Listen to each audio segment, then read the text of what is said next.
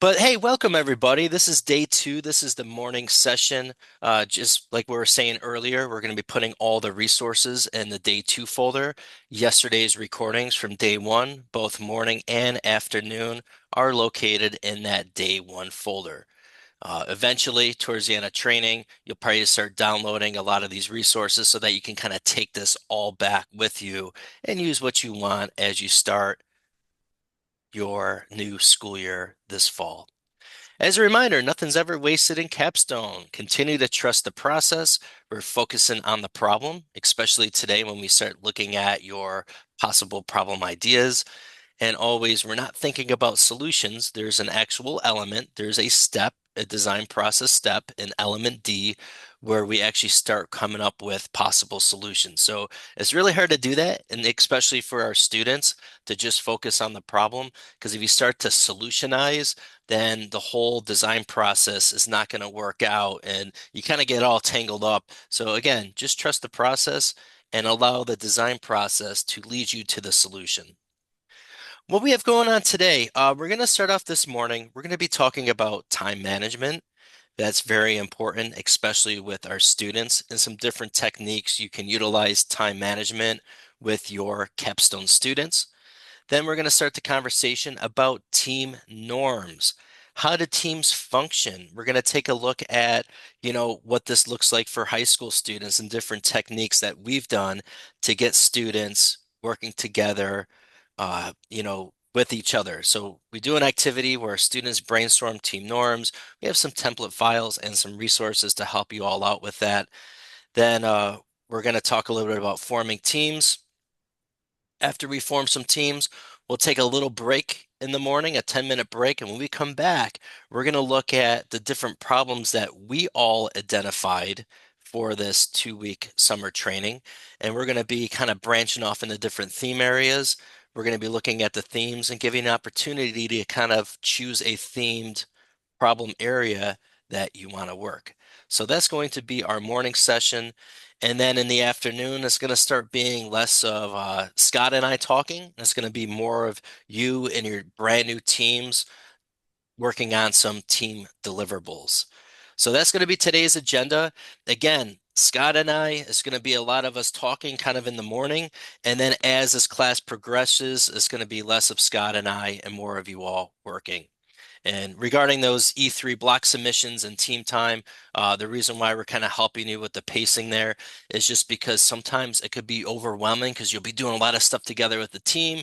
And then sometimes there's a lot of E3 stuff. So there's points in the curriculum where it gets busy and then there's like some lag time. Then it gets busy again and some lag time. So, we're just trying to balance some of that E3 stuff with some of the team deliverables that you'll all be working on. So just kind of be patient with that. Now, Scott, I know that we've talked a lot about time management before and things that we do within our own classes, but do you want to kind of just lead and kind of tell everyone about why time management is so important with our students and a little bit about how this looks like in your classes? Yeah, probably one of the best things that we can do for our kids if they're looking to go on to college is to teach them how to manage their time because um, in fact, I was just watching a thing on YouTube the other day about uh, how to stop procrastinating and stuff, and to see what I can do to help kids get better at things. And it was funny. The guy said that when when he was in college and high school, he would get an assignment and, he would do just a little bit at the very beginning. And then, the night before he'd write the paper. Right. And then he realized when he got into college and he had this one project that was going to go for the entire semester and this wasn't going to work for him anymore. And, and I do see that with my kids so very much is that, they've got so much going on that uh, everything becomes a crisis at the last minute for them. And, teaching them to uh, even things out a little bit more. Uh, Back from the time when I was in the defense business and I was doing project management and everything, there was a saying that we used to use, and I asked him, I said, "How do you eat an elephant?" And the answer is one bite at a time. If you're going to take on some very huge project, you've got to break it into small pieces. And so as I'm going through each of the different assignments they're going to get, I talk to them about, okay, this is what's going to get you to the next level, and this is what's going to get you to the next level. So at the end of the quarter, when you got to make your next presentation, write your next technical paper, put together your next PowerPoint presentation, that you've got all of those things, and you're not staying up until 3 o'clock in the morning getting ready, and then you go to do your presentation and you're dragging because we do it at 7 o'clock in the evening and stuff. Um, so basically the way I do it is, I give them each of these assignments that you're going to be doing. And if you look down this list here on the Gantt chart here, is these are the things that start, becoming the assignments they're going to do. Now, some of them are a little more granular than what's shown on here. There may be multiple things in there, but it's the constant drumbeat of do a little bit, do a little bit, do a little bit, do a little bit. And hey, look at that. You're all ready to go for your presentation. Your paper's half written already, or mostly written already. So if they get that going into college, that's gonna, save their stress levels big time. Yeah, so ultimately, this whole class is about following the design process, identifying a problem, bump, bump, bump, going through all the steps, coming up with a solution, the testing thing. So Project Lead the Way, they're like, hey, we want students to kind of come up with their own due date. So you kind of set your milestones like, hey, element A should be done by, say, October 1st. But when you look at all the deliverables in element A that we'll start to tackle this week, element A includes not only am I identifying a problem, now I got to justify it. I got to do some research articles. I got to conduct some surveys. I got to talk to some experts inside there. So they're saying like those sub deliverables, that's where the students need to say, all this needs to be done within a month. So how much time do we give ourselves to do academic research? How much time do we give ourselves to do surveys? And I just find students, they just can't do that. They can't do that because they don't know how long, they've never had to do this stuff before. So I kind of shied away as far as having my students come up with their own due dates. So I kind of give them the hard due dates and I say, hey, yes, everything in element A should be due by October 1st.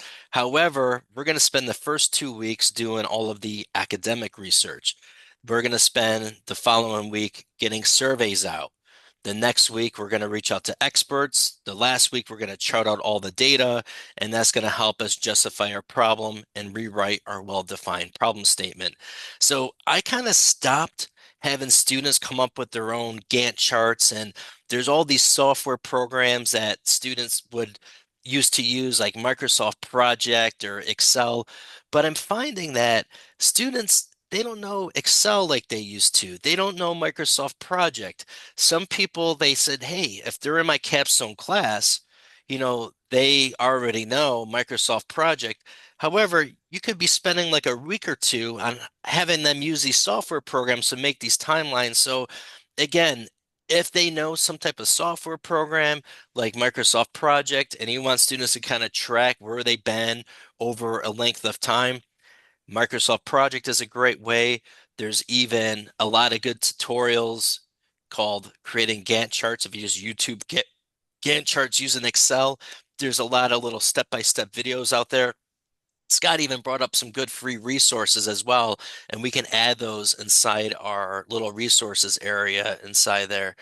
But with that said, students, they don't know a lot about time management. So it's really up to me as a classroom teacher to help them manage their time.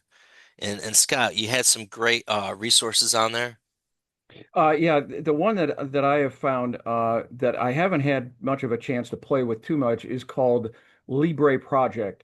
It is an open source freeware, and they are claiming that it is Microsoft Project, but for free because Microsoft Project is bloody expensive. It's in the $300 or $400 per seat range. And that's if you're not getting the enterprise version of it. And so when I asked my IT department about it, said, well, nobody else wants it, so you got a budget. So they were saying if I want it, they'll install it and everything like that, but I got to pay for it myself. So I'm working on trying to see how well that works. The more I think about it, in a lot of respects, um, when I was in defense and everything like that, a lot of this stuff was set up for us kind of by the project offices. When we were doing proposals, we had to kind of block out our time and everything like that. But we already knew what we were doing. We knew what needed to be done to get whatever it was that the Army wanted done. So we knew, how much time and, how much manpower and all that kind of stuff. The kids don't have that right at the moment. And I'm thinking on some things. Let me do some things and get back to you on something on that. All right. Now that I'm thinking about it.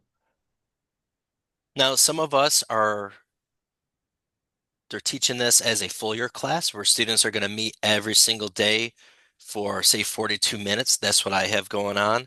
When I took this as a high school student, we had block schedules. So we actually met for the full year, but it was every other day for 84 minutes. Some of you are teaching this just during the fall semester, maybe every day block 84 minutes or just inside the springtime. It could be done either way. The only thing that could be just a little bit challenging, and you'll kind of realize this when it comes time to start building prototypes. At that time, students may be ordering materials. Depending on your school district, you may be asking for purchase orders. Some districts kind of give you a credit card, go out on a shopping spree. I don't have any of those options at my school. All my Mhm. money has to be spent prior to the start, and I don't know what my students are working on, so I just get a bunch of raw materials. But anyways, sometimes you have to go write letters to companies. You're asking for donations, and that time it could take weeks to hear anything back. Or if you are doing an order, sometimes it takes weeks to get things come back, shipped to you. Now I know with Amazon Prime and McMaster Car is pretty big in some of your areas throughout the country. We don't really have that going on in New York, McMaster Car, but some of that stuff is good. You order it in the morning and it gets delivered that afternoon. But that could be a challenge, just a little hiccup, not the end of the world. If you're doing this during a semester-long class, if you are waiting for materials to come in, then that could be tough. But we understand that people may be teaching this at all different timelines throughout the school year. Scott, what's this look like at your class? Are you doing block? Are you doing every day, semester Oh, I, long? I do every day. My district gave up block scheduling Okay. So decade or more ago. So just something for you all to think about when we start getting into some of these deliverables, think about, hey, if it takes me, a day to do research, how long is it going to take your high school students? And, sometimes that stuff can take a week or two, and we'll put up kind of our little timelines that we use as far as like rough estimates on how long it takes our students to go through these elements. But does anyone have questions on like time management or anything that may be just kind of popping up in your head as far as students managing time? Because they really can't manage time. That's what it comes down to. I had a And question. yes, yes, James. On that last slide, uh, is this in just a stock image or is this an actual example of the way you have it broken up? This is just a stock image that they have inside Okay. there, but you can see where you have the components, the different elements inside there. But again, if I give this to my students, and this is what my high school teacher did to me, but I was like, how can I come up with a timeline? I have no clue. What's an external evaluation? What's a prototype? I don't Right. know. And how I like it was hieroglyphics when I got this. So I just don't even use this with the students. I'm the one, I know what each of these are. I'm steering the ship, so giving them those hard deadlines, and they have to Hmm. work up to meet those deadlines.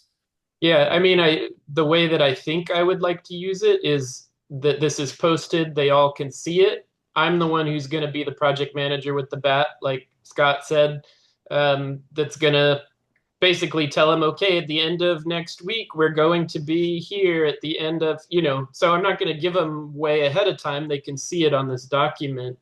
I'll just keep them on track like that. The reason I was asking is I'm terrible at time management. Even though I've been an engineer for the last 12 years, like Scott was saying, I had other people who managed that for me, and I had to make sure I stayed within their boundaries. But I already had, you know, what the question we needed to answer was and when we needed our first deliverable. and then we had to figure out what was in between, but we still had some guidelines. Now I'm the one who's supposed to set those guidelines, and because I'm terrible at it, I probably need some document like this that I can then, scale for the amount of time that we're doing this project, but still make sure I can keep them on top of things. Otherwise, I'll probably let them go way too long on research, and then not have enough time at the end to actually make the deliverable. Yeah, yeah. Yeah, we have some things that can help you out too. And when we start going through a lot of these, next 2 weeks here, you'll be like, all right, I know it took me this long. Like, how long is this going to take my students? Am I an 84-minute class? Am I a 40-minute class? So that will be a good gauge as you start kind of planning out how this works. And nothing ever works perfect. You get snow days, fire alarms, early dismissals, late arrivals. You get all these other things in the mix too, and you kind of become flexible with that. But again, yeah, you try to give hard due dates, but sometimes there are some exceptions on there. I'm trying to get more conscious as far as not allowing my students to always submit late work because when I start opening up that can of worms, then it's hard for them to stick to those deadlines. So if I kind of break once, all right, you can turn it in next week, that's fine. Then they just think that they're always going to get extensions. And then all of a sudden, things start to snowball and they can't meet those deliverables on there.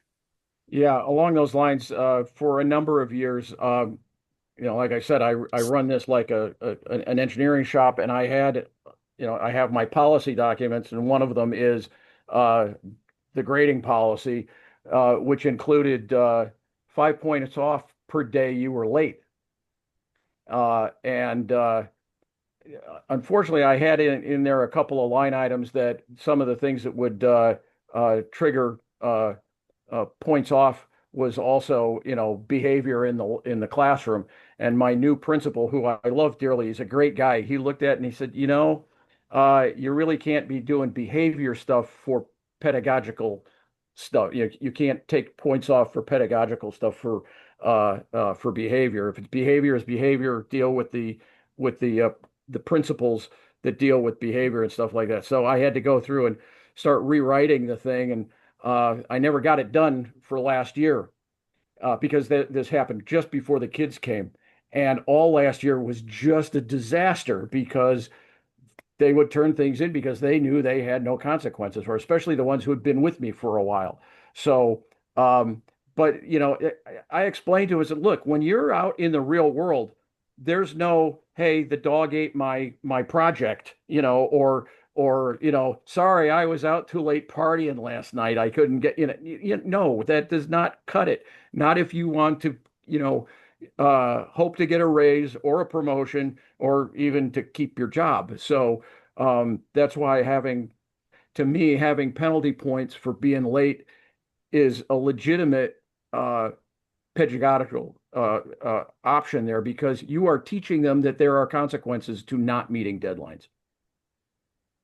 And Amanda brought up a good question too, as far as time management goes with teams, how long do things have to go sour within a team before students start complaining? And that kind of segues actually into our next slide where we're going to be talking about team norms. But yeah, you Yeah. have a team of two, three, sometimes four students inside there.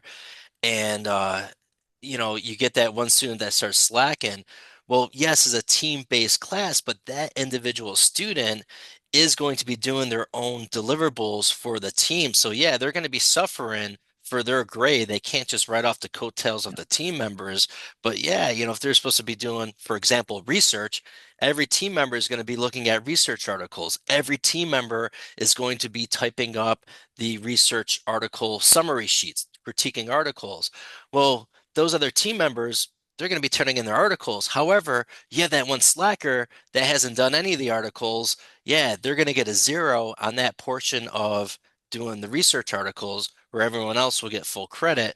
However, yeah, even though that one team member slacking, their individual grade is going to suffer, but they're not really pulling their weight for the team. So this is where the team norms come into play. This is where and we'll be brainstorming some team norms ourselves as examples to take back to our own students. But I make the students go out and kind of figure out what makes teams successful, what makes teams fail. why does one get disengaged? Or what do you do if the team members do start to slack? Do you just go tell the teacher right away? Or do you start to kind of confront the other team members? And how do you confront those other team members? How do you politely say, hey, is everything okay? Use it from a Karen perspective, then a perspective of shame on you, you're not doing your job. And hey, is there anything that we can do to help you out? When do you think you can get these items done?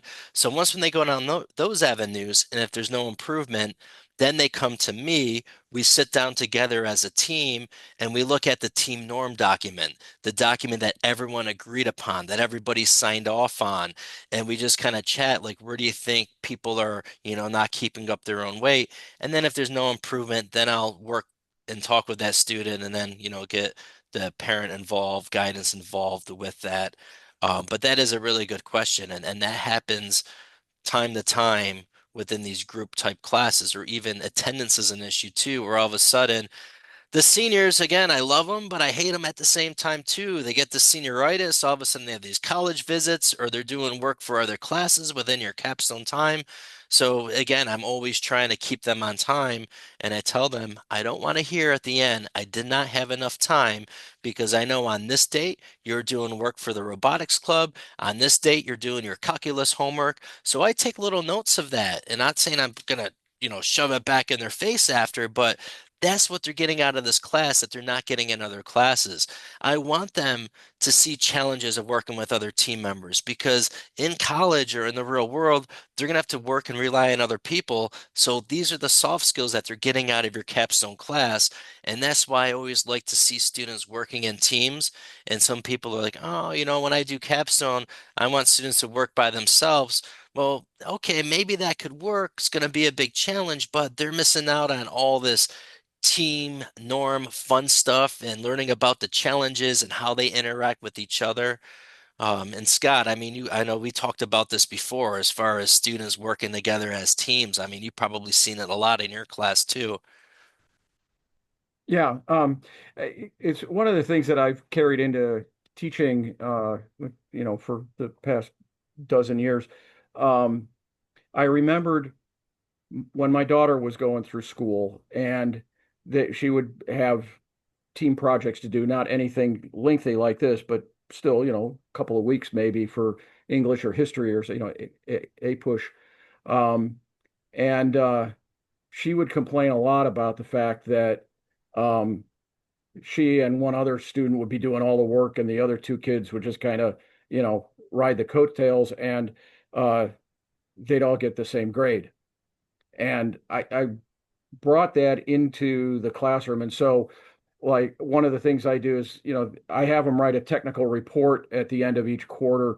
And so, whoever's writing a section or subsection after the end of the name of that subsection or whatever, I have parenthetically put their last name in.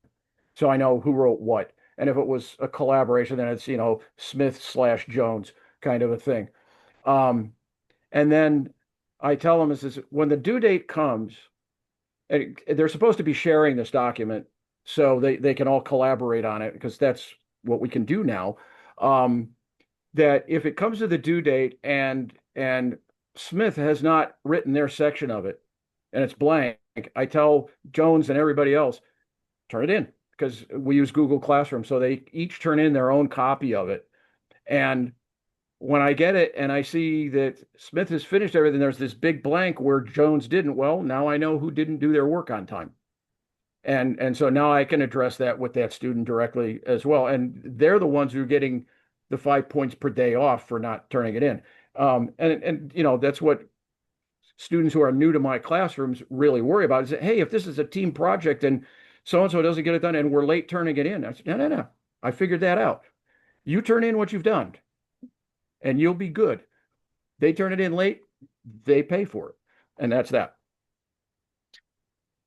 A couple more questions came up too. Keith said, as far as downtime goes with students at times, how do you handle that?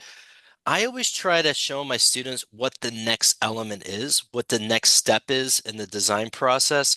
So while they're waiting, they can start working on either, something for their portfolio. We're going to talk about these trifold displays, or even too, I've done little mini activities and projects with my students, which we'll talk about during another session where, hey, while I'm waiting for materials to come in, uh, I want to help them work on like presentation skills. So I'll do like a little activity where there's a Modern Marvels video, and I put this all up in the shared folder under my resources. It's called like Disney Behind the Scenes Engineering. And since I'm teaching this within a tech and engineering program, we have to choose a ride or attraction at Disney, and it's all independent. So every student does this. So they choose a ride or attraction, and I have them talk about the technical systems, what type of engineering is involved with that ride and attraction. If it's the Hollywood Tower of Terror, it has like an elevator system. Well, who invented the elevator? Let's talk about elevator technology. Let's talk about the other systems of technology, communication systems, transportation systems, construction systems. And they just do like a little 10 slide PowerPoint, but I'm teaching them things on PowerPoint design. So while we're waiting for materials to come in, we'll take like a week break and do that. But just being one step ahead and knowing the students what the next step is of this capstone curriculum, they can start hammering out those future deliverables. So yeah, there's not a lot of downtime. There may be like some slow time, but we'll use that slow time to kind of organize their portfolios. Maybe there's some submissions that they may want to kind of refine a little bit. They have to do like a product brochure, so they may update their product brochures. So there's always something there to kind of keep them busy. And Scott, I'm anything with downtime in your classes? Yeah, if they're waiting on parts to build things, um, always checking to make sure that they've done their technical drawings, uh, getting them completed, and they can always do more to study how to set up testing. I'm a former instrumentation engineer, so I'm big on the fact, well, how are you going to measure that? What kind of instrument is out there that can measure that? And are you going to be able to collect it electronically so there's data you can analyze? And so I'm always poking them about stuff like that. Now, okay, how are you going to test it? What's the plan? Uh, what are the conditions that have to be there? Who do you need to help you do that? Is there something that you do not have the capability of doing because it's too dangerous? Do we have to, get somebody in the chemistry department to do something for you, or something like that? So testing is something that they tend to be a little bit more slapdash on, and so I try to get them thinking a lot more about, you know, how are you really going to prove that this thing is so they can always spend time studying how to do test plans. Yeah, I know. And it's just, time management where students do wait to the last minute. I know that question came up. Students sometimes are just like programmed to be procrastinators. And, we try to correct that at a young, early age. But I know someone brought up, exit tickets. Those are great. Amanda talked about doing exit tickets. Luckily, in my school, we have a 5 minute warning bell in all of our lab classes. So it's almost like cleanup time. So when they hear the 5 minute warn up bell, they're putting tools away if they're fabricating something, but they're sitting back down and they open up the journal and they're just writing a little reflection in the journal as far as what they accomplished in class and then what they have to do the following class. So following class, which may be on a Monday or maybe after a long weekend, they can open up the journal right at the start of class and they know where they ended and what their main job is to head next. There is Yeah. some reflection sheets I think I put in there, like almost like daily and weekly logs that another teacher gave me, and I'll share those with everybody. But you can even do like a paper log where students have to write down what they did. That could be a way to motivate the slackers in there as well. Um, Back when I was teaching math, I'd get into my lecture and everything like that, and all of a sudden the bell's ringing, and so I took advantage of the crazy thing on iPhone where you can set an alarm and you can snooze it, but you can only snooze it for 9 minutes, and that's it. You couldn't change it. That's they're going to fix that coming up, but so I would set the alarm to go off 10 minutes before the end of the period, snooze it, and then it would go off 1 minute before the and but now I keep that because now the kids know when that alarm goes off, we got 10 minutes. It's time to start packing things up, get out the notebook, well, they should have it out anyway, but start looking at, finishing up their notes of the day. And if they're at the bottom of the page, get their witness signatures if they want to do that sort of thing. But that that comes in handy. If you don't have a 5 minute bell like Jeff does, then make one. Use your phones are so easy to program these days. Put an alarm on there. And that way it's just their reminder, hey, you gotta wrap it up here.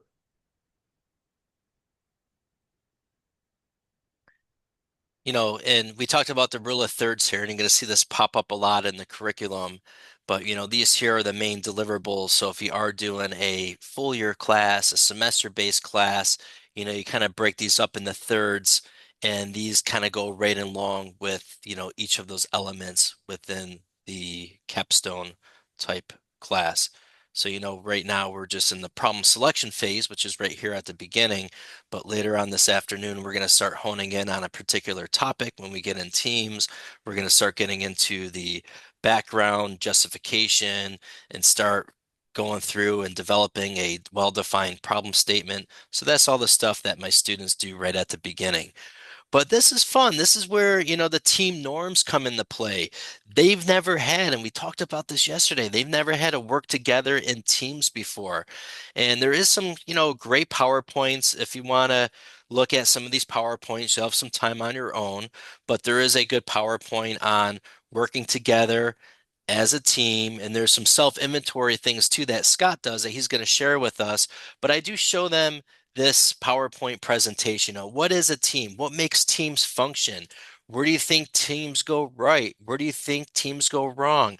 Who else works in teams besides athletes? How many of you have parents that, they do certain jobs, or do your parents ever talk about their team members, and, are they going away? Are they working on any projects? Most times they're working together as a team. They have project managers. Sometimes they may have issues even within their own team members. Talk to your parents, talk to them about their jobs or what it's like to be at work. And I think those parents could kind of help the students understand why it's important to work together as a team.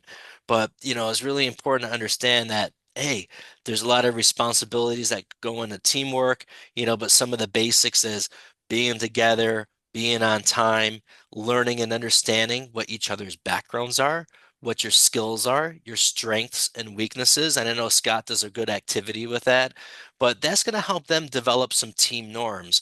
And I usually just have a good discussion with students. What is teamwork? What is team norms?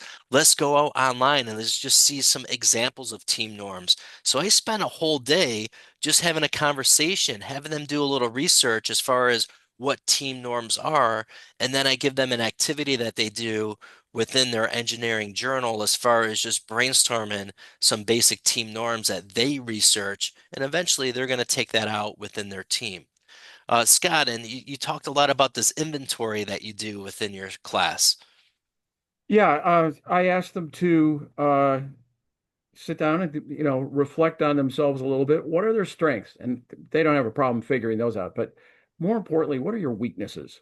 What is it that you don't do well? And I find a lot of people have a real hard time admitting to what they don't do well. And but it's a good exercise for them because when they do start looking to form teams and everything like that, they can at least start by asking, somebody, hey, how are you at CAD? So let's say I'm really weak at CAD because I kind of am. Drawing, that's a different thing. Drafting I can do, but CAD I'm kind of weak on. So I know that I'm weak on CAD. So I see something, hey, how are you guys on CAD? Who's really strong on CAD? So now I know if they say, oh, I've been doing it for, 5 years now and everything, ever since I was in middle school. So I'm going to say, you know what? That's a good person for me to partner up with because they've got a strength where I'm weak. And they can sort of say, hey, look, I'm really good at writing. I've been doing the technical writing for Mr. McClenaghan for a while now, and I understand what he wants. And somebody else says, I've never written a technical document before in my life, so I have no idea. So they say, you're a good person to team up with. So getting them to understand that admitting to your weaknesses can be a strength for them. And so that way that it helps with putting together stronger teams. Yeah, you'll see there's a kind of like a skills assessment, and there's some good things about the school skills assessment and some other things that may not be so good. But there is I think it's under, if it's team responsibilities, yeah, there's like a student self-inventory. So they have like an updated version in the curriculum, but basically the students can find out, hey, who's really good at doing, say, timelines? Who's good at doing the research? Who's good at record keeping? Who's good at prototype planning? Who's good at data? And just think too, if you're biomedical or if you're computer science, you can really take this document and you can really customize this to fit the specific subject discipline that you're teaching, especially if you are working in like biomedical computer science and engineering. If you have all three types of students within your program, then this year could really help. However, and Scott, you probably know this too. If I give this to my students and they're like, "Hey, I'm the cat expert. I'm going to put my name on there." Well, what that means to students is, well, since I'm the cat expert, I don't have to do anything with taking notes. I don't have to do anything with writing letters or emails or sending out stuff. I can't do research. I'm not going to do anything with scheduling. I'm just a CAD expert, so I'm going to hang out in the back of the room on my phone, and I'm just going to wait when the CAD time comes. That's when I'm going to pop up and do all my CAD work, and I'm going to be done and let someone else worry about the prototype and prototype construction. So I tell them, this is not like you're signing up for a job. We just want to know where all the strengths are inside the room and where some of the shortfalls and weaknesses are inside the room. So just be careful if you use this document, because students use this as like, hey, I'm just signing up for my job for the team, and the rest of the time I'm just gonna sit around and just hang out on my phone. Yeah.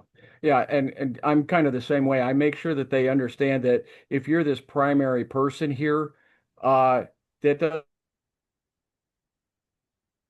doesn't like you're not the one doing all the CAD. You're the one who's making sure the CAD gets done, right? And since you're the expert on it, you're helping the people who are not as strong on doing it. So this is a monitoring job, and I really stress the importance because I've only got seniors. The importance of having somebody who's the backup because I can't tell you how many times over the past decade I said, "Hey, you know, where's Pradeep today?" Uh, I don't know. You guys don't talk to each other? Uh, no, he didn't say anything. Turns out he's in Lubbock at Texas Tech having an interview, but he didn't tell anybody on the team. And so that's why it's really important to have that second person because he's going to be gone a couple of days. So somebody has to be stepping up to making sure that, hey, where are we on the CAD? Where are we on the document? And so I tell them that this is important to know because you've got to keep everything going, even if somebody's gone. And heaven forbid that they're out, sick for, 3 or 4 weeks or something like that. So very important stuff. So this is where I get them thinking about the real world consequences of stuff happens, you know. So Yep. And a question always comes up during training, and they always say, what if a student moves? What if a student leaves the school district? So what's going to happen with the team? I've never had that happen before, but hey, things come up. Parents lose jobs. You just have to uproot and move in the middle of the school year. Well, I mean, a couple things could happen. First of all, by having students in teams of, three students, they can still kind of follow the whole process along. Yeah, unfortunately, that student will not be there. Or if a student adds the class, I usually tell the student who comes in and just say, hey, here in Capstone, we're working on this final design project. Here's a different themes. We have a beach theme, we have a golf theme, we have a garden theme, we have a rock climbing theme. Does any of these themes here interest you? Oh yeah, well, I like the beach. I like surfing. Okay, well, maybe you would want to join this beach theme. And then I would independently just kind of work and kind of chat with the beach team saying, hey, we have a new student coming. They really like the beach. Do you mind if they join your group? They can be a great addition. I'm sure they may not have all the same backgrounds that you all have. And usually they'll kind of let that student come in. But I have heard before in the past where if a student is leaving one Project Lead the Way school and they're going to another Project Lead the Way school, and maybe they are kind of working on their own project, well, if they join my class and they have their team they left behind in another school district, hey, maybe that student can still work on their project that they started in their other district, but then they're just kind of using my class time. So yeah, I'm looking at what they're doing for that team. They're still following each step of the process. So, that could be something like an exception that you make so that that student is still part of a team, but they're doing it through a remote mean. Like I said, very, very uncommon, but if it does happen, I think those are some good ways of, maybe handling those type of situations. So when I start the team norm discussion, they have to start brainstorming what are team norms? What is teamwork? What does this look like? And an activity that I have them do is I have them, and this is individual. They're not doing this yet, together in their teams. I created this team norms document because if I have them just write team norms down, they're not going to know what to write down. So what I have them do is they're inside their engineering journal, they make a new page, they call that team norm brainstorming. And what I want them to do is write down, hey, like if you're a student, you're a senior, maybe it's a junior, but you're a senior, well, let's write down what periods you're free. When is your lunch period? Do you have any study halls? Do you have late arrivals or early dismissals? What are two easy ways to contact you? What's your email, phone number, school email? Is it a personal email you want to use? Is it texting? What type of communication software to use to meet virtually? Is it going to be Zoom, Google Meets, Teams, Skype? What is your preferred method of contact outside of school? So this way, if you're going to be absent or another team member is going to be absent, how can they communicate with you? Is there a physical space that you could meet? Do you live close to Starbucks, Panera? Is it some place within the school? Is it a courtyard? Is it the library? Is it in the maker space? As far as team procedures go, like if someone's running sick or running late, how do you think you would communicate that with team members? And they do this as much as they can on their own, and then when they do get together as a team, it just helps them start that conversation as far as, all right, who's free first period, who's free second period, who here has a car? Because some of you guys do have, not me, but some of you all have open campuses, and when I took this in high school, we had 84 minutes. We had an open campus. I had a car. So we would just go drive to different places to do some of our research, to go meet with. When we went to Home Depot, we met with some experts over there and we conducted some surveys. So those are some things that my students would make part of their team norms. And then eventually, as a team, they put this together in one Microsoft Word document or one Google Doc.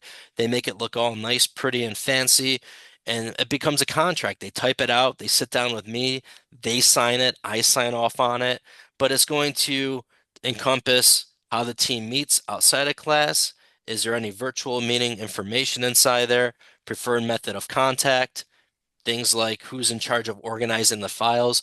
When we start doing our online collaboration tool, electronic portfolio, we're going to use Google for the summer, but maybe some of you all use Weebly or Wix or some other type of database. Well, it's always nice to have someone that can help organize that, keep all the files organized. In Element A, we start researching different articles. We actually type up these article critiques. So if I type up two articles and Scott types up two articles, I need someone to make sure that we're labeling these files correctly and making sure these get placed in our Element A folder for article summaries. So I want to make sure mine says Butler Article 1, Butler Article 2, McClanahan Article 1, McClanahan Article 2. So someone that can kind of help manage the files, that could be part of the team norms. So they have to start thinking and brainstorming a little bit. So they do it first independently inside their journal.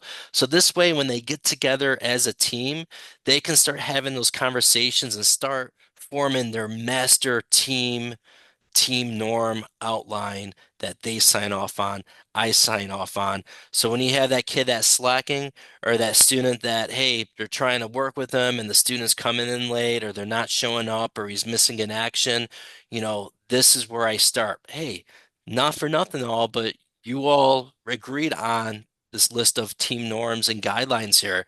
We got to make sure that we're following everything. I want everyone, let's check this, let's reassign this, let's sign this and put it as a file. But hey, if you're not keeping up, then we need to take it to the next level. And we're gonna have to, I'll have to call home and kind of chat with your parents, chat with guidance.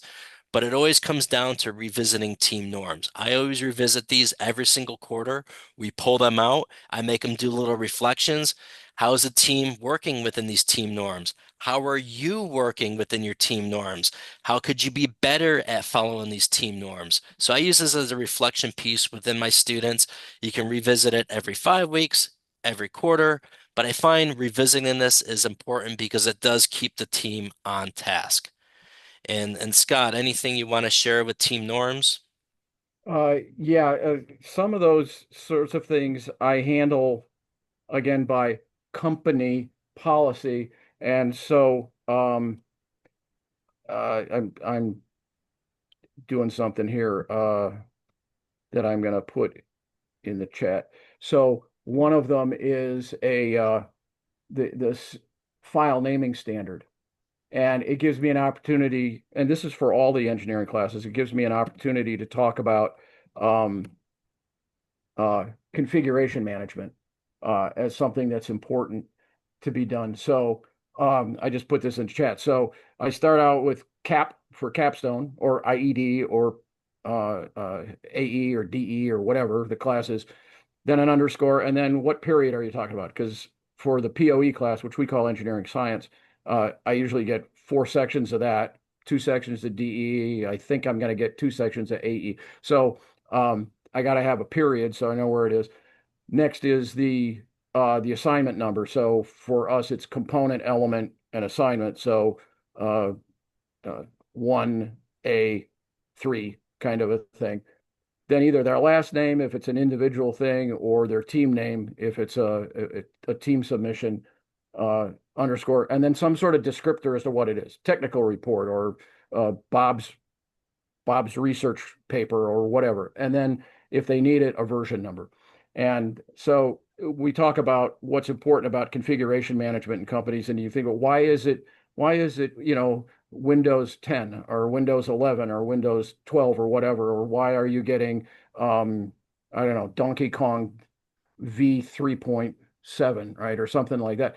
That's configuration management. It's how we keep track of things and which version is the latest version, but we don't get rid of the old ones because maybe we have to backtrack and things like that. So that's what I do for that one. All right, what we're going to do is just going to talk briefly as far as how we get students to share their ideas and topics with each other. And then we're going to take a 10-minute break. During that 10-minute break, we are just going to kind of load up our classes problems that you all came up with. So this way, if you forgot to put any problems up, you have some time during our break this morning to do that. And then when we come back from a break, we're going to start looking at overall themes and getting us into teams. But at high school, back in class, my students, they're using that engineering journal like you all have done. We went out, we got the creative juices flowing, we started writing down different themes. We chose the airport method, we walked around campus. They've been just identifying tons and tons and tons of problems. They may have 50 ideas apiece, but I tell them, hey, next week, and I pick a date. Next week, we're going to start sharing these with each other. And there's couple different techniques you can do this to get students to share some ideas. But the whole purpose is to have students share and try to kind of sell their main theme area. Yeah, this may not be their team's final problem, but we want to see what the common themes are coming up. So one of the ways you can do this is you can have each student get up and they can use a little post-it note, and there is electronic online. I know Jamboard isn't available anymore, but there's some other ways you can do this. Uh, I do have a resource I'll share with you all, but you can even do this electronically. But I like the physical post-it notes in class. So this way, every student can get up, they introduce themselves, and they probably already know each other because they've probably been in other classes together. But if you are teaching in a hybrid capstone class, biomedical, computer science, engineering, the students may not know each other, and that's okay. So usually they get up, they talk a little bit about themselves. If you want to get into where they create like a little mini resume, they have some skills, maybe some software programs or other classes they've taken. Maybe that's important that they're going to share with each other. So they may say, hey, my name is Jeff Butler. I'm a senior here at John Jay High School. I've taken POE, IED, I've taken some business classes, I've taken some computer science classes. I do work a part-time job. I do have a car. In my free time, I like to golf. I like going to the beach. I like staying active. So that kind of encompasses these three main areas that I would want to possibly work on. So they pick out the post-it note and they said, one of them is the beach. I go to the beach all the time and it's just so hard taking everyday items to the beach. It's challenging and cumbersome. And then students like, well, what do you mean? Well, sometimes you go to the beach, you got to park 2 miles away and you got to carry beach toys, towels, coolers, radios, and you have all this stuff, your beach blankets and sunscreen. You got to carry all this stuff, and sometimes you make two trips, and it's 90 degrees out. You're exhausted by the time you get to the beach. So that's what I mean. There's got to be an easier way to do that. So they put the post-it note up. There's one of their ideas. Second thing, I like to golf. And I hate it because every time I tee up that golf ball, it always falls off the golf tee. And then some students may say, yeah, yeah, I know what you're talking about. I'm a golfer too. So it's just an open dialogue. But one student gets up, they share their three ideas, they sit down. The next student gets up. Hi, my name is Samantha. In the biomedical program. I've taken these classes here. I also know a little bit of CAD. These are my three areas. So Samantha will put her three main areas up there.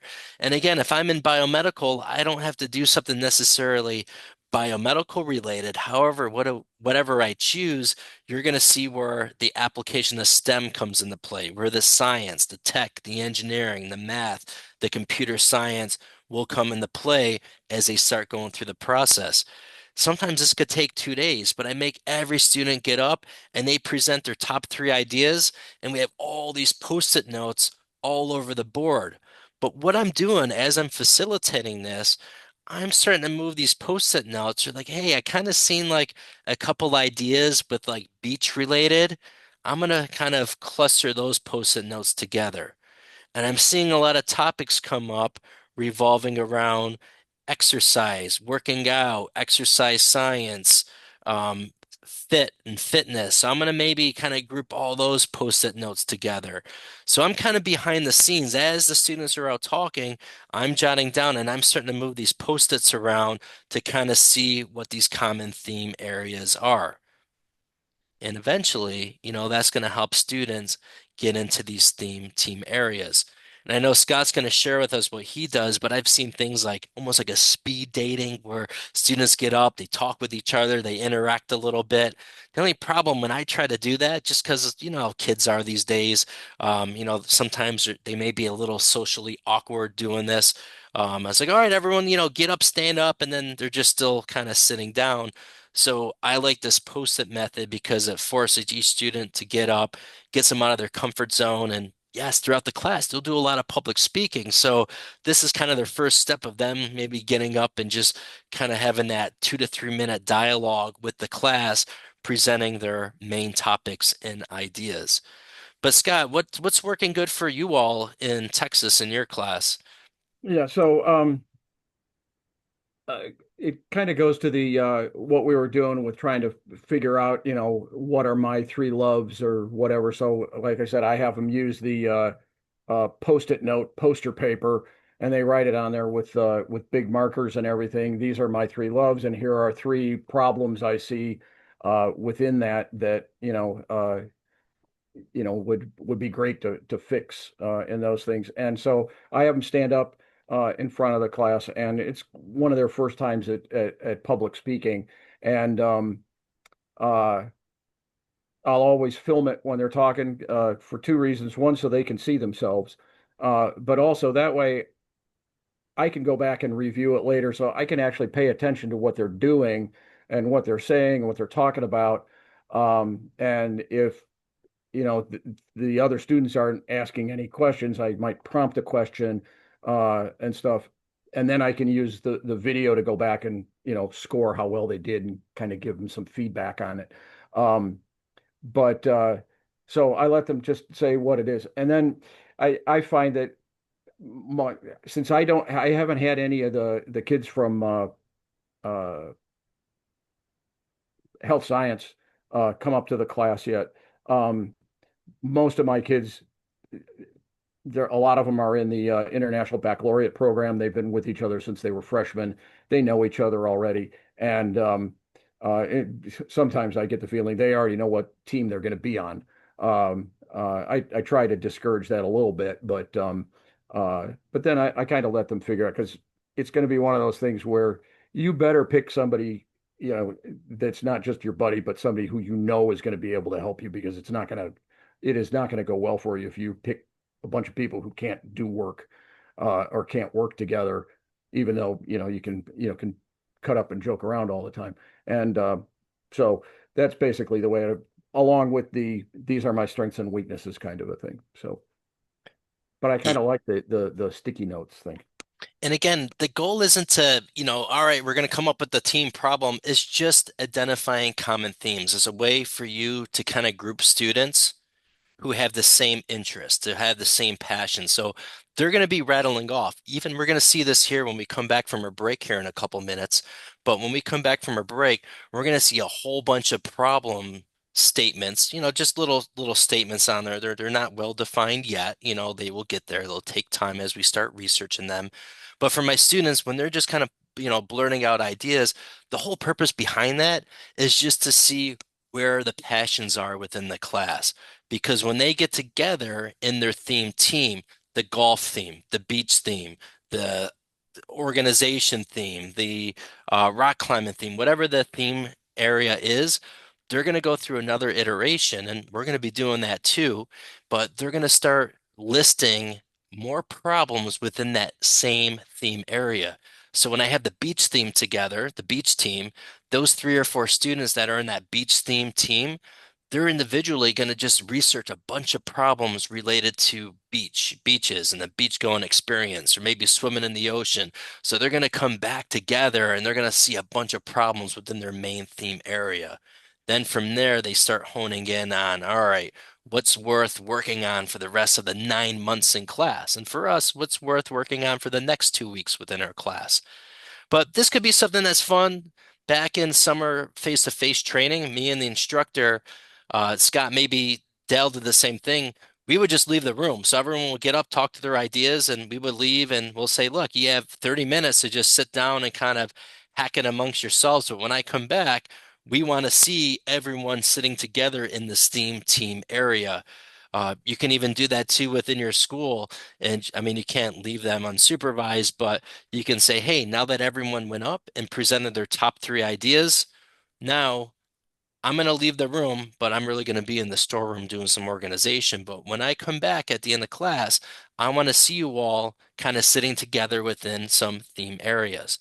And just so you know, everyone, this may take 2 or 3 classes to do with your students, especially when you get some Q&A going. Other students may be asking questions, oh, what do you mean? I mean, I don't have pet snakes, but you want to do something related to reptiles and snakes and lizards and gizzards and all that. Well, talk to us a little bit about that. That kind of sounds interesting. So it kind of gets the students to open up and it kind of creates this openness atmosphere with inside your class. So allow those conversations to take place.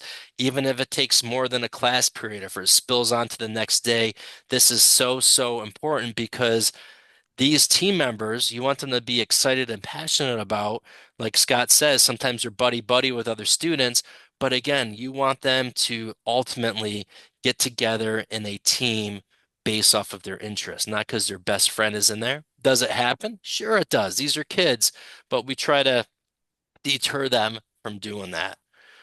Scott, anything else I'm missing out on choosing teams? No, I don't think so. think you've hit just about everything. We've given them lots of things to look for and lots of things to watch out for. Yep. All right. I am going to, right before we go on our break, we have all of our possible team topic ideas. I'm just going to put this in the chat real quick, just so you can all open this up. And before we go out on our break, if you just kind of take a look at this, make sure you put your top three ideas on here. When we come back from a break, we're going to kind of look through some of these and we're just going to look at where some of these common themes are starting to pop up. So we'll see some common themes pop up over and over again. And those could be ultimately groups that you're going to become part of. So when you start listing all of your three problems on here, think about what category that is, like what is the overarching theme, so that when we come back, what Scott and I are going to do is we're going to start seeing where all the main themes are, and that's going to help us getting to some teams. We do want to give you a 10-minute break, so let's just say to kind of make things easy, we'll come back at 12:20. So we'll come back at 20 after. I'm going to pause the recording. So after you take your break, look at this list here. If there's anything you want to change or anything you want to what Project Lead the Way did, the student kind of assessment area where the skills are, they did. I mean, that's a good thing about E3. I know sometimes we're always like, hey, this program stinks or it has its glitches. Every program's like that. But the good news is if there is an issue or something needs to be updated, everything is live in E3. And what they just added, because I know I just finished a training 2 weeks ago, but what they added is they updated the student self-inventory for all three pathways, which is good. So if you're in the biomedical computer science, this document will help students out. Scott's going to put that inside our day two folder. It's a Word document, so that is something that, you can most certainly use with your students. And yeah, so Scott will put that up for us momentarily here. All right, so students, they're spending time, they're talking, having a good time, they're sharing all their three ideas. And like I said, I'm not necessarily focused on their actual problems, but I'm trying to look for the overarching theme. On the shared document, there's a tab down below, and Scott's going to help us out by putting the problem theme area. So on this nice list, and thank you all for doing that. Thank you for sharing your top three ideas. If we were together face to face, this whole activity will take a couple hours because we're literally having everybody go up and read their top ideas. We're trying to be conscious of your time. So if you just take a minute, let's just take a couple minutes and just kind of look through some of these and kind of look at where the theme lies. So you can kind of scroll through and just kind of see where some of these different topics are. And again, I'm always reminding my students, we want something that is capstone friendly, meaning something that we can work on for the next 9 months. For us, we want to make sure that when we start identifying more problems, when we get into our themes, we're identifying problems that we're going to work on for the next 2 weeks inside here. And I'm telling my students, is this something that you're going to have research on? Is it going to be something you can build? Is it something you're going to be able to test? Is there any geographic constraints? Is it snow related? Is it, depending on temperatures within your area? So they're always keeping that in mind in the back of their head as they start going from this process forward. But I'm kind of looking through this. I mean, obviously, I just put my three examples up there, but I see some traveling up here. I see something about baseball, some sports. I see tennis in here, car accessories, household, classroom related. We have someone that's into stained glass. I actually had a topic come up with stained glass. It was a couple summers ago. Very interesting. Unfortunately, they didn't end up working on that as their problem, but they were talking a lot about making stained glass. It was actually really cool. And then they're showing off some of their work. Beautiful, beautiful stuff. And such a talented lady who was doing that. Scuba. All right. Go scuba diving in the world. So we have kind of some water related. We have pets. We see fitness. I see beach. I see classrooms. I see sports, food and cooking, 3D printing.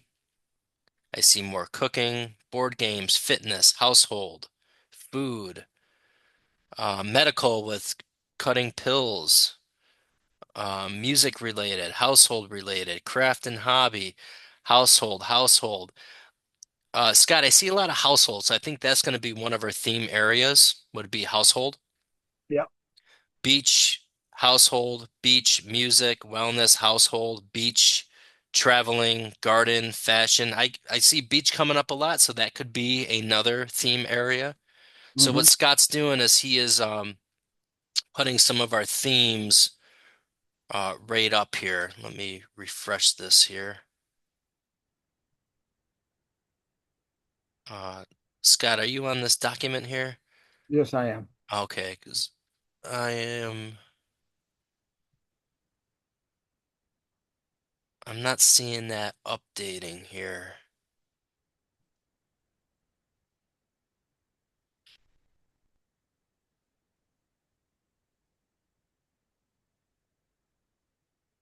We have outright beach,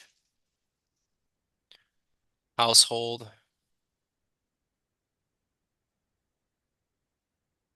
All right, I'm going.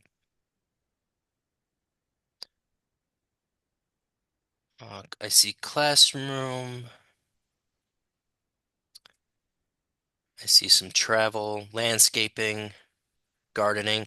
Maybe we can do landscaping slash gardening as a theme.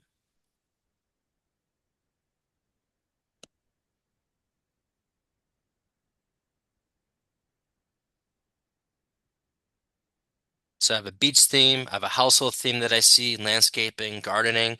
So again, if this was in the classroom, I'd be taking the post-it notes and I'd be kind of grouping them together. For those of you that are good with computer programs, we were using Jamboard, especially during COVID, and I started using it in class, but I just like them standing up. I just like getting them out there talking. So I kind of moved away from those computer type programs. I see a lot with fitness. I see something running, road trip, soccer, gardening, dogs, computers, fishing, landscaping, fashion, garden, travel, kids. Another one with fitness, beach, household.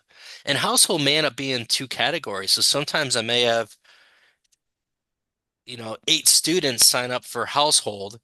And then we'll take that and just kind of break that household up into two separate teams. So that's fine, even if we have multiple like household themed teams, because that seems to be a pretty popular one, really popular one.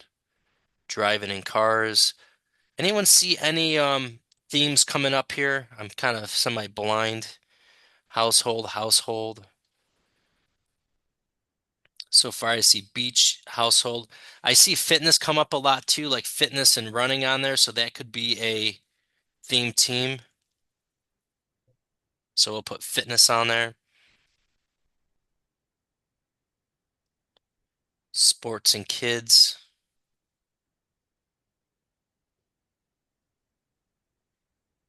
kind of being outside. So I got I copied it over to another sheet, and so I sorted it by theme. We got 3D printing, beach, one, two, three, four times, board games, books, car accessories, classroom makerspace. That kind of goes along with the 3D printing. Quick way to sort Vex screws. Boy, I feel you on that one.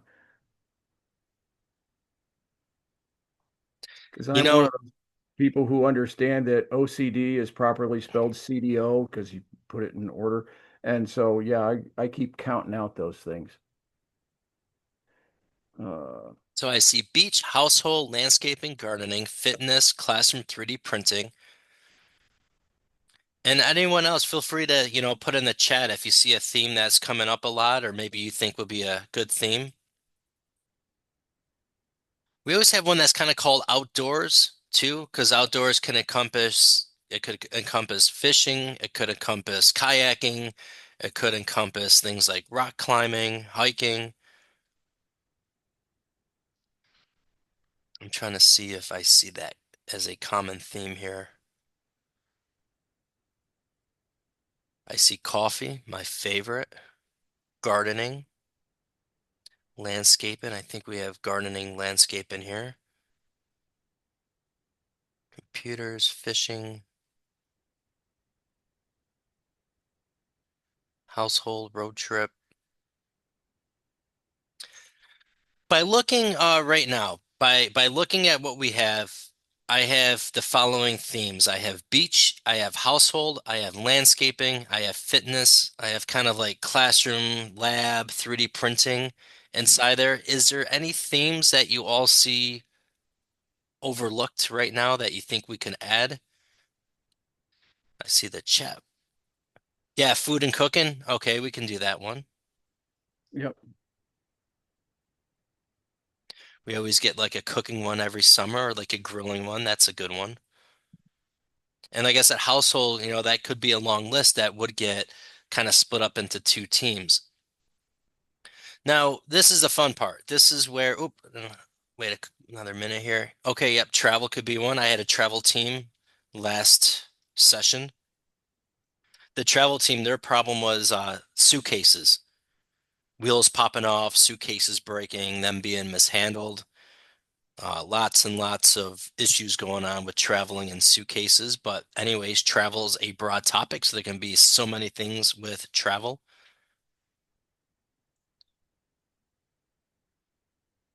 All right. Wait a couple more seconds here. Scott, am I missing anything or anyone else? Do you see any other main themes that we're Mm. overlooking? Did And you? this too, I'll get as soon as if they're like, hey, if a kid's like, I really want to do something like fishing, I'm like, well, stand back up, talk more about fishing. Try to entice the audience here that fishing is something that you're interested in, or talk more about it because maybe that will spark other students' interest. So that's why we do this together as a class, and I make every student get up, stand up, they talk a little bit about themselves. And most students do know each other already, so it's not as nerve-wracking for them as, say for us here because we're all kind of strangers. But again, that's kind of part of your own like classroom management team norms. Hobbies, kid related.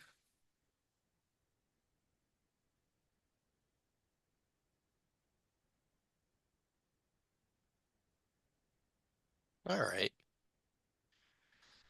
This is kind of a healthy number here. Now, some of these you may get a lot of people signing up. Others you may have just two people, and we'll say, hey, only two people sign up for beach. Do you see any area? And then someone will say, well, beach was kind of my second choice, but I would, maybe go with food and cooking, or I like to travel, so I think I'm gonna leave myself in travel.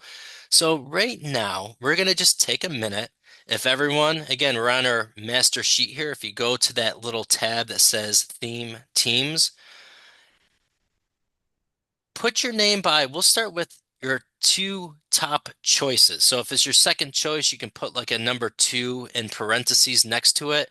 But say if you really wanted to do your beach area, I would put my name, and maybe I'm into 3D printing. So that's going to be my second choice. So I just put a two by it.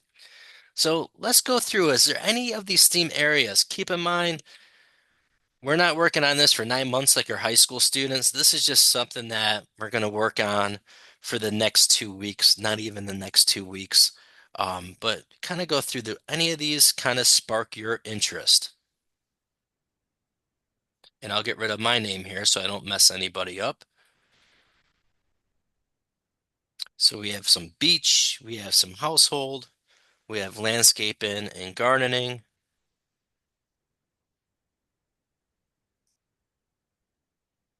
I'll add some extra rows since we do have a big class here.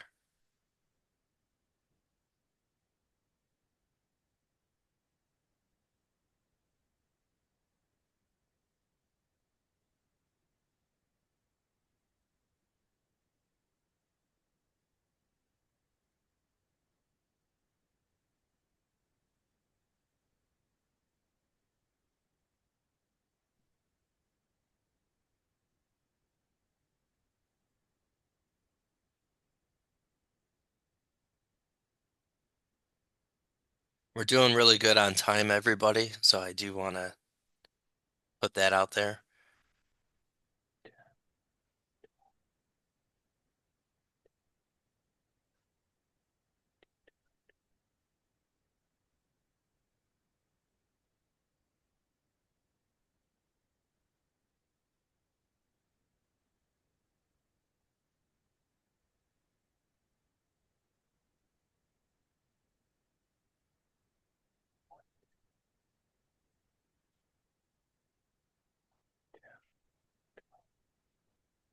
And for this summer training, we're all teachers here.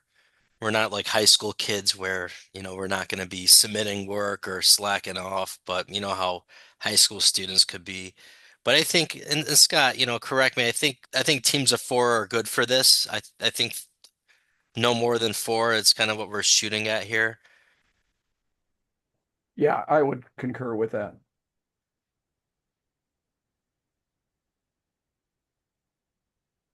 Did you want everybody to have two? Yeah, I said just choose your first choice and second choice, just so like right now I'm looking at beach and I just see, one person as their first choice, but some other people as their second. So, you know, beach may disappear or maybe it will stay if other people are like, hey, maybe I want to do the beach area instead.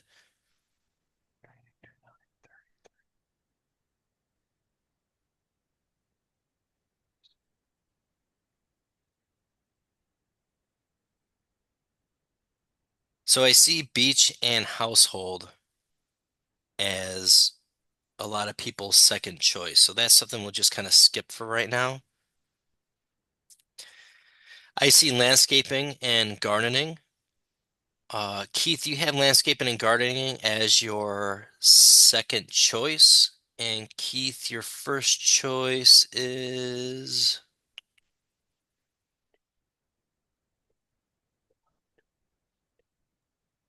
Fitness. fitness. Okay.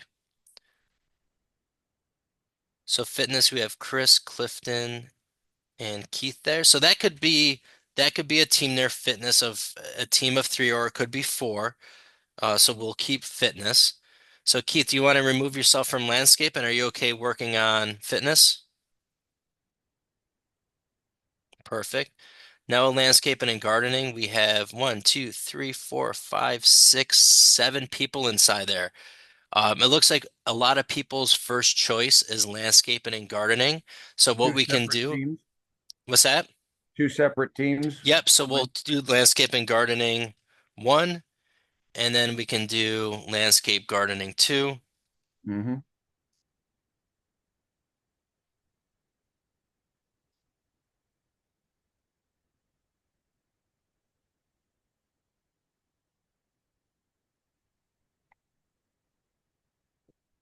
All right, now we're looking at fitness, so it looks like fitness is a good one.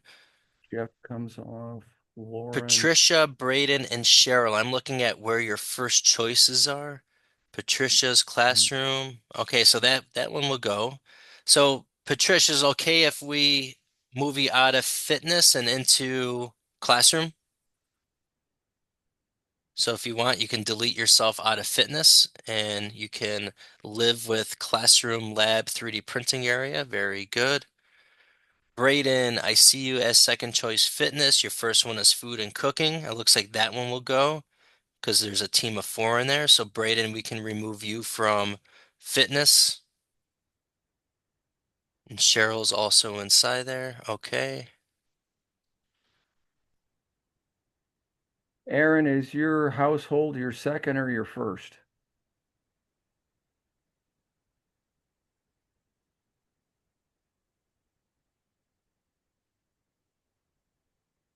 Okay, then we'll just take you out of there since you're over there.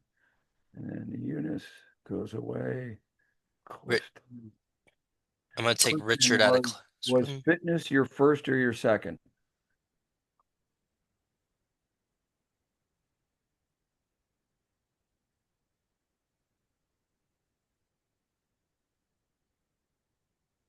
Is Clifton there? Which was your first? Which was your second? My first is going to be fitness. Perfect. Uh, Okay. Good. That works out because that could be a team of three. Okay. Well, then that takes landscape gardening 2 to 2. All right, we'll revisit that second group in landscape gardening because we can also do two teams of three in there. Yep. Yep. All right. Fitness looks good. Classroom 3D printing, one, two, three, four. There's five people in there for classroom and 3D printing. Is there anyone kind of on the fence with classroom lab where you would want to join another team, or does anybody want to join the classroom and lab group to make it two teams? I could Well, just move over to kid related because that was my second choice. So I'll just take myself out of that. Oh, good. Okay, cool. Thanks for doing that.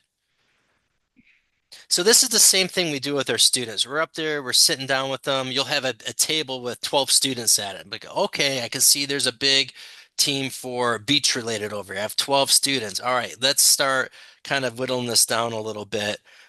This is exactly what happens with your high school students. But instead of it doing on a computer, we're doing it with post-it pads, grouping them together, organizing them, chatting, having fun, laughing. Uh, it's really a fun experience that we do with our students. Travel, we have Amanda and Mike, Amanda W, Amanda A. Uh,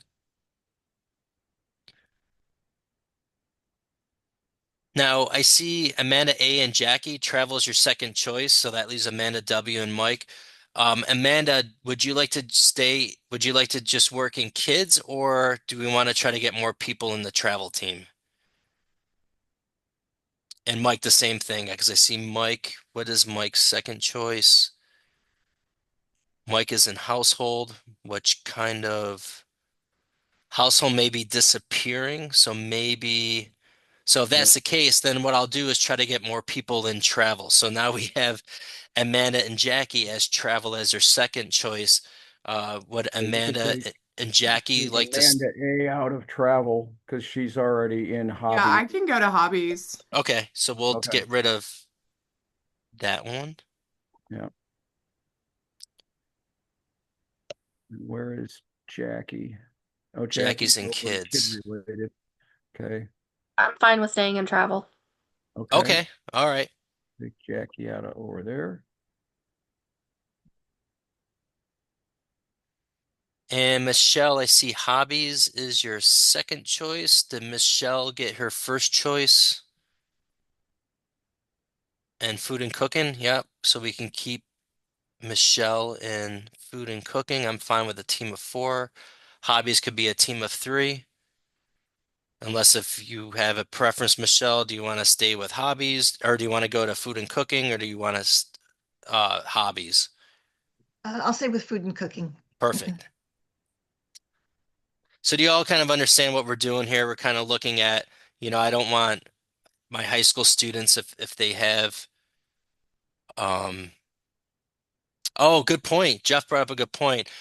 Uh do you run into problems? I want to be on a team with my friend, but I didn't get put in that into this process.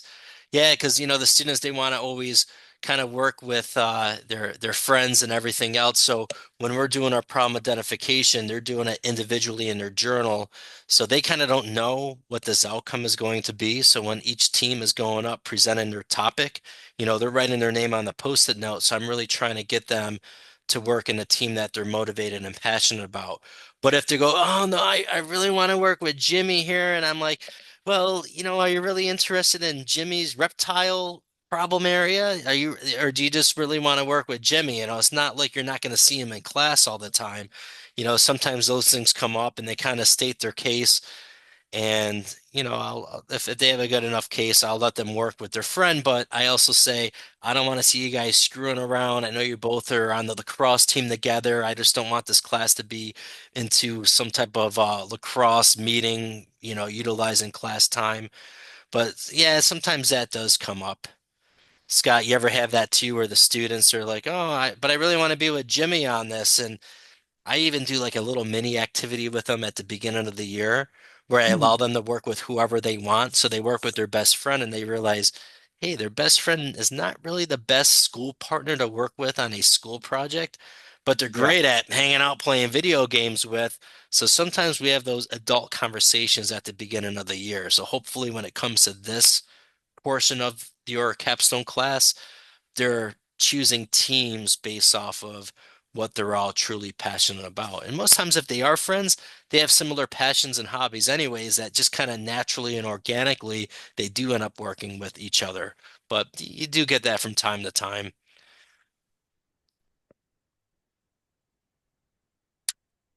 Okay, so we have all 25 people up there just once, and we have one team that's just two.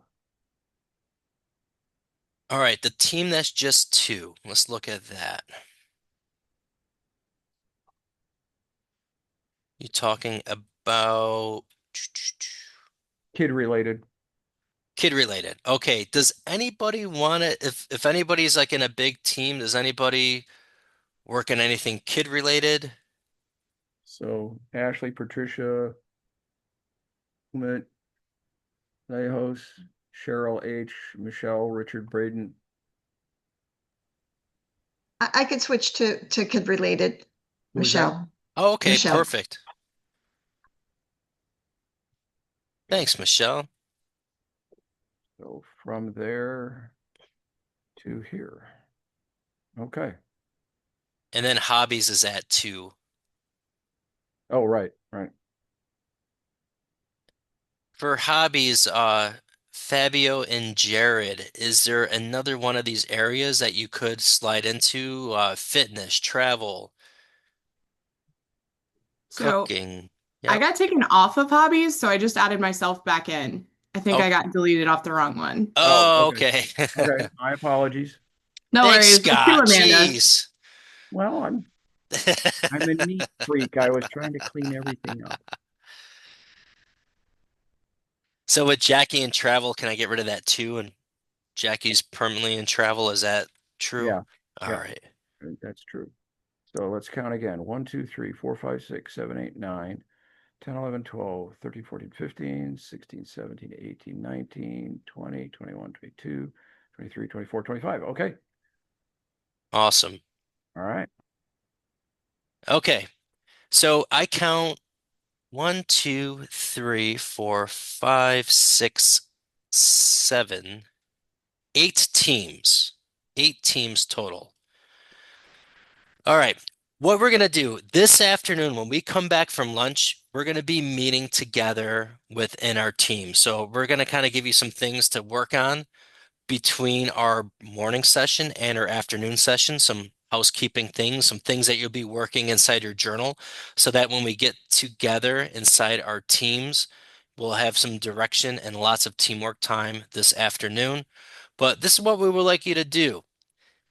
Before coming back at 4 p.m. East Coast time, what we're going to have you do is in your themed area. So you're going to do this on a brand new page inside your journal. So now that you're in your theme area, and again, this is done individually.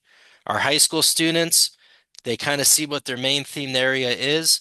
One of the things that you're going to do prior to coming back when we get in breakout rooms and get together within your theme team, what you're going to do individually in your journal, you're going to title this page themed problem identification. And you're going to think of as many problems as you can within your new themed area. So if I'm in the beach theme, Scott and I were in the beach theme working together. So some things that I may write down is, and again, kind of like we did with the brainstorming the other day, yesterday, there's no silly ideas here. We're not thinking about solutions, but I'm just thinking of ideas. I'm thinking back to the beach. Maybe I'm driving to the beach and I'm going to write some things down. And if anyone is living at the beach right now, I'm very jealous of you. But I'm thinking about the beach. I'm afraid of being stung by jellyfish. It's hard to tell the ocean current riptides. Taking everyday items to the beach is challenging and cumbersome. Storing valuables is difficult while swimming in the ocean. The sand irritates my skin. Sunscreen burns my eyes. I lose my sunglasses in the water. I'm afraid of sharks. It's hard to get attention of the lifeguard when somebody's in danger. Hard to store a surfboard on my car. So I'm thinking of all these possible problems, all these possible don't you hate it when, gee, I wish I had type statements. Again, I'm not really thinking about solutions, but I'm just identifying problems within my main theme area. So that this afternoon, when we come back and meet together as a team, part of your discussion points this afternoon in our breakout rooms is you're going to be kind of sharing each other's theme problems. And after everyone kind of shares, you're going to pick a couple possible topics that Scott and I are going to be taking a look at for tomorrow. So again, with our 3 hour break that we have coming up, we're going to just get back inside our engineering journal. We're going to identify problems within our main theme area. And just a side note, our engineering journals are notebooks that we're going to be using, whether you're capstone, biomedical, computer science, for this capstone activity. We want your notebooks to be good exemplars to take back and show your students. So just keep that in mind. And I can be a sloppy writer, but I try to write nice, neat, and clean. If I'm going to go back and show this to my high school students, I want to make sure I'm utilizing ink. So when I tell my students that you have to use ink and I show them my engineering journal using ink, I have a good exemplar. So just kind of keep that in mind as we're doing some of these deliverables with inside this class, because a lot of our own deliverables that we do with the team will be our own exemplars that we'll take back and show our own students. So that's one of the things we have going on. With that said, does anyone have any questions? Probably another good thing is think about team norms as well. That is something that I like brainstorming and we'll end up doing within your own engineering journal. So if you want to get ahead, you could brainstorm on the next new page too. What are some team norms? Because that's going to be an afternoon deliverable that we ask everyone to kind of think independently about team norms, do some research, and then you're going to be brainstorming those inside your journal. So you'll be in a good spot if you come back this afternoon with themed problems and also too maybe like a little brainstorm list of what you think are good team norms that will actually be worth showing your own students when you go back this fall. With that said, enjoy your 3 hour break. There's some things in E3 system. If you didn't get to some of those block ones, you can work on it's your turn time to work on some of those blocks. But good job collaborating today with each other. We look forward to seeing you at 4 o'clock East Coast time. Scott, anything you have for the cohort? Not that I can think of at this time. I think you are being your usual efficient self and catching everything. There we go. Awesome.